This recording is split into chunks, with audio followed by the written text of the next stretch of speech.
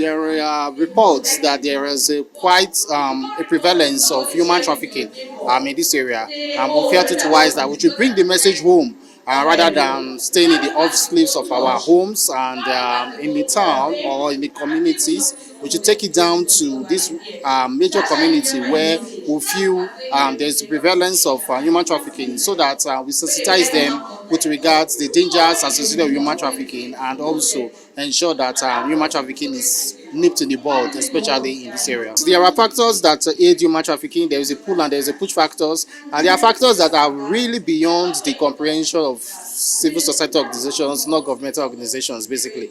And basically, we do recognize the fact that the economic status in Nigeria, it's a prevailing factor why a lot of persons are misled or are led into human trafficking and forced migration in Nigeria. And that's why we also use the opportunity to call on government to set in measures, certain structures in place that would aid persons and to be economically viable, because an economically viable person, it's not subject to trafficking. And our own job basically is to raise the consciousness, is to spread the news, is to keep on informing people, keep on reaching people at various communities and various areas, telling them about the dangers of human trafficking, so that at the end of the day, they understand the dangers and they are not deceived either by agents or by perpetrators of this crime. And also, we are also still working out with state governments also in trying to bring out policies that can ensure that perpetrators are brought to book. Community awareness is quite effective, because oftentimes people are not empowered to be able to identify a trafficking situation. And so when they see it in their neighborhood, they just ignore it. So, but by means of community awareness, we're helping them to build their capacity to be able to identify human trafficking situations in their communities, in their neighborhood, even in the family cycle, so that victims could be rescued and given the necessary protection. We know that one of the factors behind human trafficking is the financial gain that is associated with it. Well, NAPTIP, as it were, and government agencies have made it clear that human trafficking is a crime, and there is no excuse for committing a crime to benefit yourself. We are actually trying our very best to see that more awareness and advocacy is being carried out to reach down even to the more rural areas, many areas that are not even opportune to be close to the capital city. The fight against this human trafficking, NSCDC is actually trying their best. Some days ago, my attention was drawn to a certain village along Airport Road on a girl that was being suffering from assault and rape in an uncompleted building. And when the information got to my desk, I don't wait for any funding or assistance. We swing into action, because it is the heartbeat of the Commandant General to see that the life of people are being actually guided and people are being protected from all this mayhem or the whatever that is happening that is not going well with the society.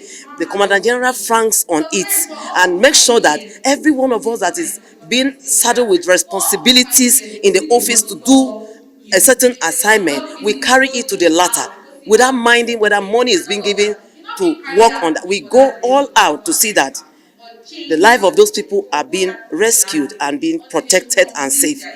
I went there with some officers and we picked the victim, but we could not actually lay hand on the suspect. He escaped, but we are on the look to see that that suspect is actually being brought to book. And we took the girl to our collaborating agency, NAPTIP, and we handed over the girl there. And the girl is being kept in the custody there, protected. And I'm sure, just like the work of NAPTIP, they are going to see that the girl is actually, put to a better place that she deserves in life. When we bring in victims like that to our office, we needed, a shelter where you can keep them to have, comfort. And then after arrest, then we now carry out investigations, interrogation, and then before handing them over to appropriate quarters.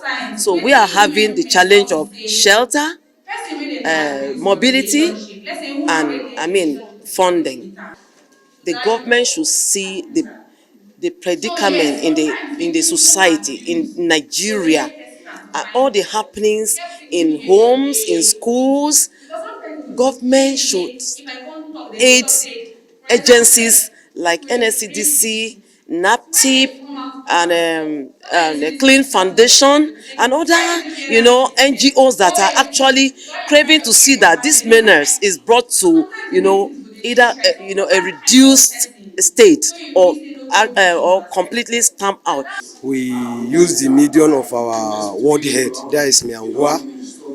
They have the contact of the police divisional headquarters, that is Zuba, and we have the CO or OC of Tungamaji. So whenever they are having any challenges or any suspicion, the palace have opened a door or room for them to report. Either they call the chief himself or me, the secretary, directly. So we will investigate in order to know the truth of the matter. Not every matter that being reported to us, we take it in a rash way. So when we find out the truth of the matter, then we will now take it to police station. But if from the starting we have some challenges, we now invite the police officers to assist us, or the civil defense officers to assist us and take it above our level. Let government put eye on the communities.